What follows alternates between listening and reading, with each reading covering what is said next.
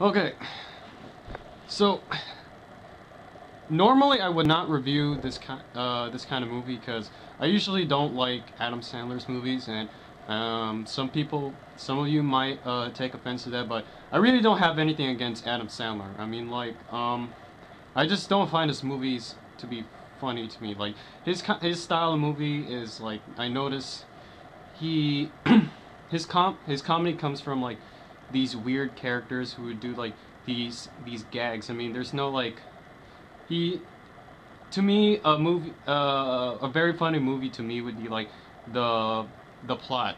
I mean, like I find comedy in a crazy plot. Like I know that's kind of hard to understand, but his movie is he has relatively like normalish, okay, not normal sounding plots, but his plot storyline isn't really funny, but the humor comes from the weird characters or the weird gags he puts into the movie. So I don't really find that kind of stuff funny. So the only reason why I'm reviewing this movie is because I saw this on the airplane I was on the way to Hawaii. So um, it makes sense that they would show this movie though, because this whole movie is one big advertisement for Hawaii. I mean, the intro isn't, but um, the second and third of the movie is a one big commercial for you to go to Hawaii. I mean, like, um, let's see. When they go to Hawaii, they stay in like the nicest room.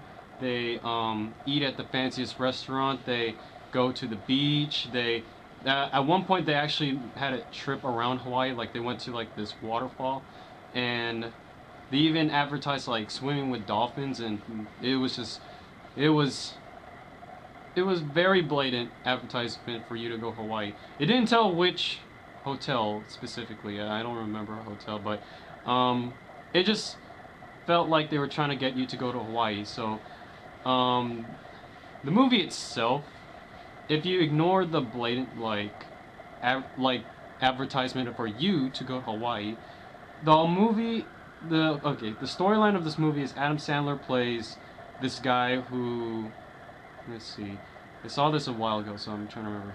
He's this guy who's gonna get married, but the woman he was gonna get married was like, I don't remember what she was doing. She was bad. So he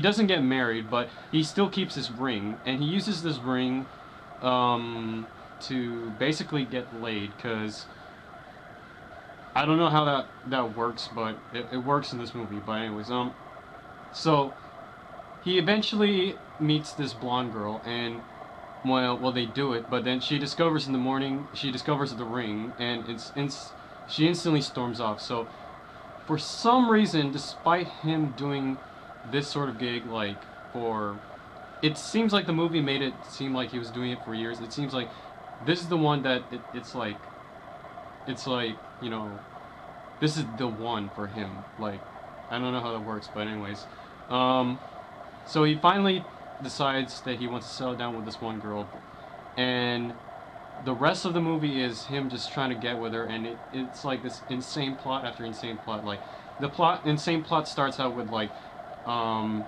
he goes to explain to her that he was actually, he's actually getting divorced in a few days, and he his character is a plastic surgeon, so he asked his assistant, played by Jennifer Aniston, to act as his wife, and it just keeps building on and on. Like they introduce Jennifer Aniston's kids, and then the kids come in, and then one of the little boy says something, and they go to Hawaii, and it just keeps going on and on. Like this movie builds on and on to all this like mounting problems, like mounting lies.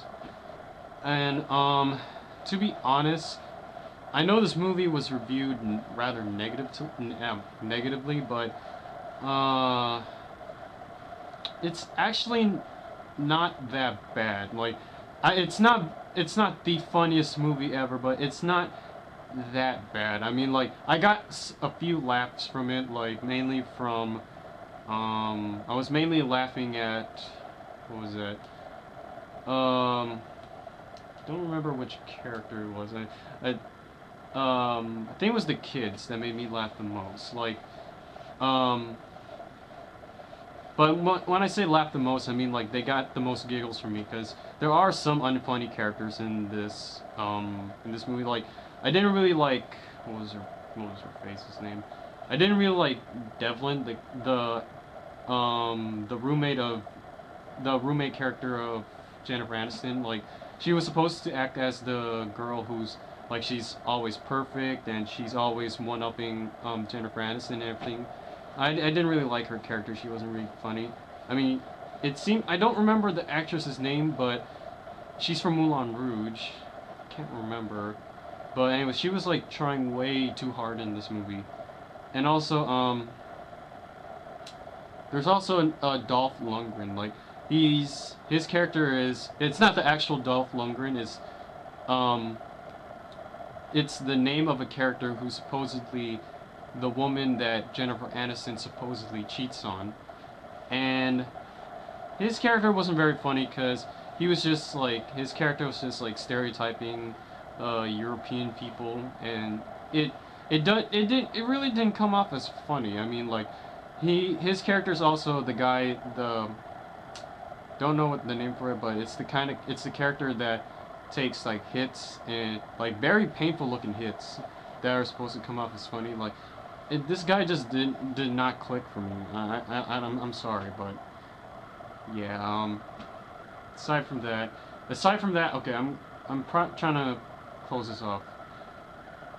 So, aside from some unfunny gags, I mean, this movie did have some funny gags, and um, it wasn't really bad. I mean, I don't really remember anything that's like totally horrible in this movie. So, I wouldn't suggest you buying it. Maybe a rental, but it's it's not the worst thing you'll ever see. I mean, it's not a good comedy, but it's definitely not the worst comedy you'll ever see. And I think that's all I have to really say about this. Um, my only like true biggest complaint is Adam Sandler doesn't get his comeuppance at the end. Oh, that was a spoiler. But anyways, um, his character, his character is he keeps on lying to get with this one girl, but it keeps building up to it feels like it keeps building up to him getting his comeuppance, but he never gets it. So it felt like a huge disappointment to see Adam Sandler have a happy ending in this movie. Like, I didn't want him to have a bad ending. Like, he was still likable enough to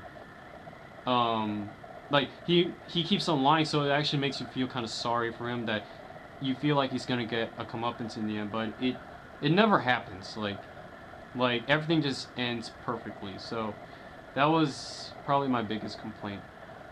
So yeah, that's all I have to say about Just Go With It.